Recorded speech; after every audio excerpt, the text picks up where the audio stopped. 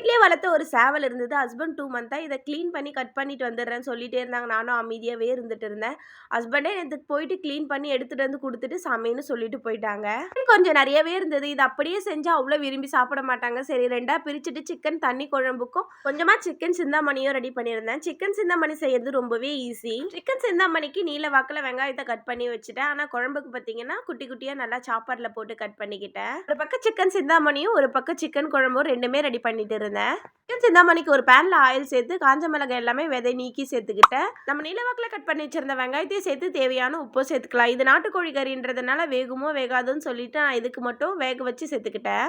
இப்போ குழம்புக்கு பார்த்தீங்கன்னா குக்கரில் தேவையான ஆயில் 1/2 ஸ்பூன் சோம்பு நம்ம சாப் பண்ணி வச்சிருந்த வெங்காயத்தையும் சேர்த்து நல்லா கோல்டன் ப்ரௌனிஷாக வறுத்துக்கலாம். நான் தக்காளியும் பார்த்தீங்கன்னா சாப்பர்லேயே போட்டு நல்லா கட் பண்ணிக்கிட்டேன். தக்காளி வதங்கின உடனே நம்ம வாஷ் பண்ணி வச்சிருந்த சிக்கனையும் சேர்த்து 1 ஸ்பூன் இஞ்சி பூண்டு பேஸ்ட் சேர்த்துக்கிட்டேன்.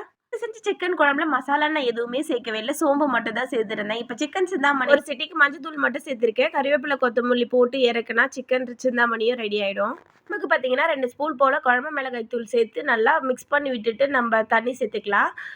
இது கொஞ்சம் தண்ணி நிறையவே சேர்த்துக்கலாம். ஏன்னா இது சிக்கன் வேக டைம் எடுக்கும். இதெல்லாமே ரெடி பண்ணி முடிக்கிறதுக்குள்ள வெளியில் போகிற இந்த ஹஸ்பண்டும் வந்துட்டாங்க. குட்டீஸ் மட்டும் இந்த சிக்கன் சிந்தாமணியே போட்டு சாப்பிட்டு பார்த்துட்டு டேஸ்ட் சூப்பராக இருக்குமான்னு சொன்னாங்க. எல்லாமே ரெடியான பிறகு எல்லாம் எடுத்து வச்சு ஃபேமிலியாக உட்காந்து சிக்கன் குழம்போட சிக்கன் சிந்தாமணியை சூப்பராக சாப்பிட்டு முடிச்சாச்சு. நான்வெஜ் செய்யும் போது மசாலா அதிகமாக சேர்க்கறதுனால அந்த மசாலோடைய ஃப்ளேவர் தான் இருக்கும். நேற்று குழம்புல மசாலா எதுவுமே சேர்க்கறதுனால அது நாட்டுக்கோழி கறின்றதுனால அந்த சாறு இறங்கி ஃப்ளேவர் சூப்பராக இருந்தது. நம்மளுடைய வீடியோ பிடிச்சா லைக் பண்ணுங்கள், சப்போர்ட் பண்ணுங்கள். அடுத்த வீடியோவில் பார்க்கலாம். பாய்.